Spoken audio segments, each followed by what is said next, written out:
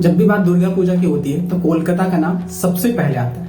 पर आज मैं आपको अपने शहर जमशेदपुर की दुर्गा पूजा का लाइव एक्सपीरियंस दिखाने वाला हूँ और हो सकता है इस वीडियो को देखने के बाद शायद आपका भी मन जरूर हो जाए यहाँ आकर के दुर्गा पूजा घूमने का। बस यहाँ का पंडाल का पैंडल, पर मैं पंडाल ही बोलूंगा क्योंकि बचपन से पंडाल ही सुनने का आते थे हम लोगों को, तो प्लीज आप थोड़ा सा एडजस्ट करना। बस यहाँ के पंडाल का जो बजट है ना वो उतना ज्यादा हाई नहीं होता है, पर कम बजट में भी वही कोलकाता वाली दुर्गा पूजा का वाइब्स कैसे क्रिएट करना है ये जमशेदपुर वाले को बहुत अच्छे से आता है। और इसका रीजन ये भी है कि इस शहर में बहुत सारे बंगालीज लोग भी रहते हैं और उससे अच्छी बात ये है कि पंडाल को डिजाइन करने के लिए जो आर्टिस्ट को बुलाया जाता है ना वो भी मैक्सिमम कोलकाता से ही बुलाया जाता है और पूजा करने वाले पंडित जी और ढाक बजाने वाले भी मैक्सिमम बंगाली ही होते हैं। तो हर बार होता यह था कि लोग सप्तमी से घूमना स्टार्ट करते थे, यानी कि डे 7 से, पर इस बार सीन कुछ उल्टा ही था। सारे लोग डे 2 से ही घूमना स्टार्ट कर दिए थे। ऐसा इसलिए क्योंकि डे 2 से ही कुछ पंडाल्स ओपन हो गए थे। तो मैं भी निकल गया डे 4 में अपनी मम्मी पापा के साथ पूजा घूमने, और एक दो पंडाल घूमने के बाद सीधा पहुंचा आदित्यपुर मेन पंडाल पे, जो हर साल दुर्गा पूजा का सबसे बड़ा सेंटर ऑफ अट्रैक्शन होता है। और इस पंडाल को देखने के लिए भी सबसे ज्यादा भीड़ यहीं पे ही इकट्ठा होती है और हर इंसान का जो एनर्जी लेवल होता है ना वो एक अलग लेवल पे होता है। यहाँ का पंडाल अगर आप लाइव आकर के देखते ना तो आप भी मंत्रमुग्ध हो जाते। इस पंडाल का डिजाइन इतना अमेजिंग था कि देखने के बाद लिटरली मेरे पास तारीफ करने के लिए वर्ड्स कम पड़ रहे थे। इनका यूनिकनेस, इनकी क्रिएटिविटी अमेजिंग थी। You can see the detail in their work. अब हाई क्वालिटी फुटेज तो एक्सपेक्ट भी मत करना क्योंकि मेरे पास तो कोई DSLR नहीं है, but still I tried my best with my Redmi 9 power. सच बता रहा हूँ यार, वो जो पंडाल देखने के बाद फीलिंग होती है ना वो कमाल की फीलिंग होती है। वो जो दुर्गा पूजा का वाइब्स है ना यार, उस वाइब्स में एक अलग ही मजा होता है। वही ब्यूटीफुल प्रतिमा इस बार भी देखने को मिला और इस बार तो यहाँ पे 3 मूर्तियां बनाई गई थी और वो भी तीनों एक से बढ़कर एक।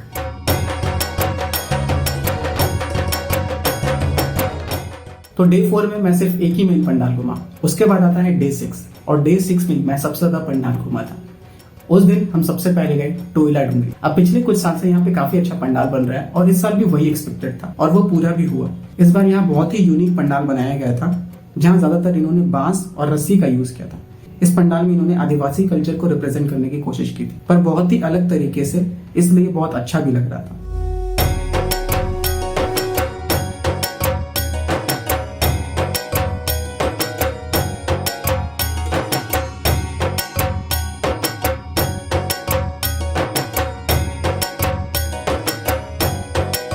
और यहाँ की मूर्ति भी काफी अलग तरीके से डिजाइन किया गया था जो देखने में बहुत ही बढ़िया लग रहा था।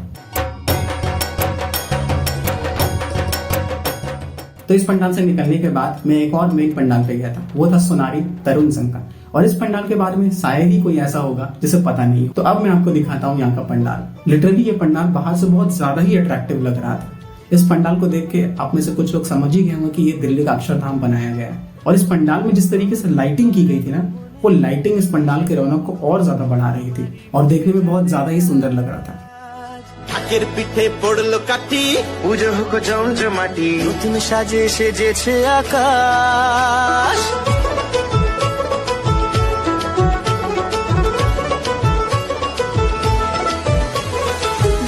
और अब मैं आपको दिखाता हूँ यहाँ की मूर्ति।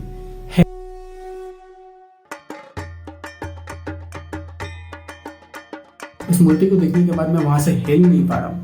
लिटरली बता रहा हूँ, मैं 5 मिनट तक सिर्फ खड़े होकर के इस मूर्ति को देख रहा था। और मैं आपको ये भी बता दूं कि ये इस साल का सबसे बड़ा और सबसे ऊंचा प्रतिमा है। और इस जगह का एक खास बात ये है कि इस पूजा के जितने भी विधि विधान होते हैं ना वो प्रॉपर बंगाली स्टाइल में किया जाता है।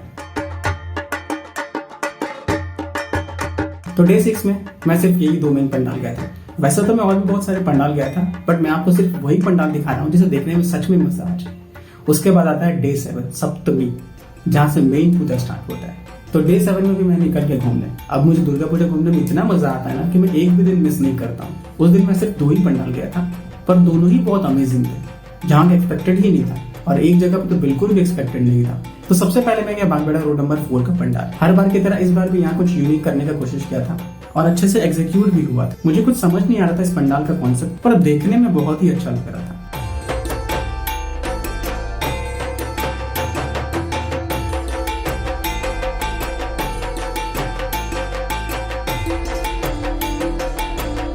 यहाँ की मूर्ति भी काफी सिंपल और अलग तरीके से बनाया जाता है।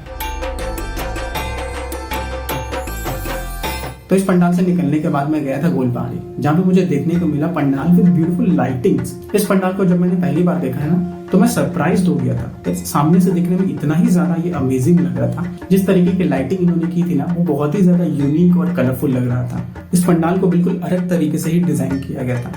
अंदर जाने के बाद कुछ और भी अमेजिंग तरह की डेकोरेशन को देखने को मिला। बहुत ही यूनिक और डिफरेंट तरीके से इस पंडाल को डिजाइन किया गया था। और ये जो आप देख रहे हैं, टोकरी के अंदर लाइटिंग्स को लगाई गई है। यहाँ की मूर्ति पे बहुत ज्यादा प्यारी लग रही थी और सामने से दुर्गा माता को देखने पे उनके चेहरे पे एक कामनेस और सिंप्लिसिटी नजर आ रहा था, जो बहुत ज्यादा अट्रैक्टिव लग रहा था।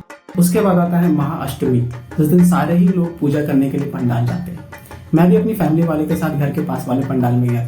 वहाँ हमने पूजा भी की और पुष्पांजलि भी दी। भगवती दुर्गा माता चरणे पुष्पांजलि निवेदयामि।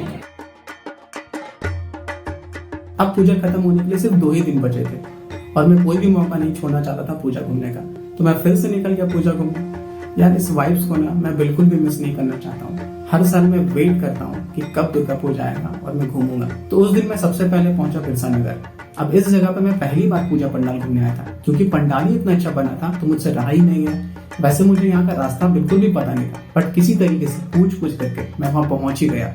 ये पंडाल भी प्रीवियस एक पंडाल की तरह आपको दिख रहा होगा, बट इसका लाइटिंग और डिजाइन बिल्कुल ही अलग था, इसलिए ये बहुत ही डिफरेंट लग रहा था बाकी सारे पंडाल से। इस पंडाल के अंदर जाकर के भी एक अलग तरीके का डिजाइन और डेकोरेशन देखने को मिला था और यहाँ की मूर्ति को भी काफी अलग तरीके से डेकोरेट किया गया था विद सम फ्लावर्स।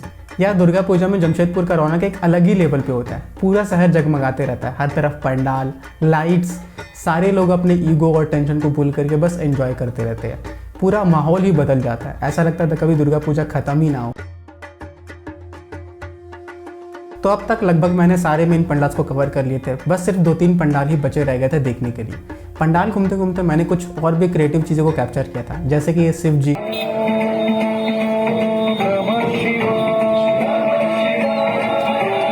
उसके बाद ये भूतियों का टोली, जहाँ कोई ड्रम बजा रहा है, कोई सिंगिंग कर रहा है, कोई गिटार बजा रहा है, तो कोई हैंडशेक कर रहा है। ये डरावना से ज़्यादा फनी लग रहा था। और सबसे इम्पोर्टेंट स्पेशल चीज़ जिसके बिना पूजा इनकम्प्लीट है, वो है ढाक।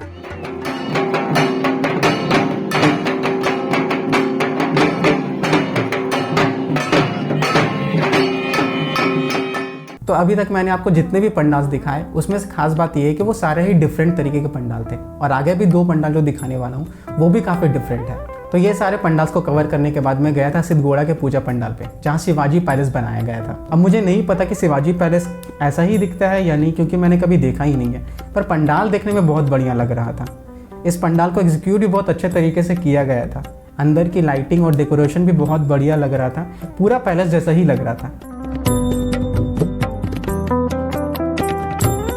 तो अब मैं आपको दिखाने जा रहा हूँ सबसे लास्ट पंडाल, जो था एग्रीको का।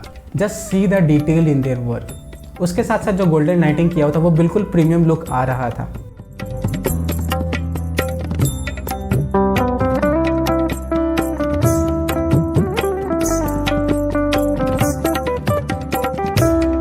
तो दोस्तों, ये थे इस साल के सारे अमेजिंग दुर्गा पूजा पंडाल्स। इसके अलावा मैंने और भी बहुत सारे पंडाल्स घूमे, बट वो पॉसिबल नहीं है इस वीडियो में दिखाना, वरना वीडियो बहुत ज़्यादा लंबा हो जाएगा। सो आई होप आपको ये वीडियो पसंद आया होगा। मिलूंगा अगले वीडियो में। हैप्पी दुर्गा पूजा।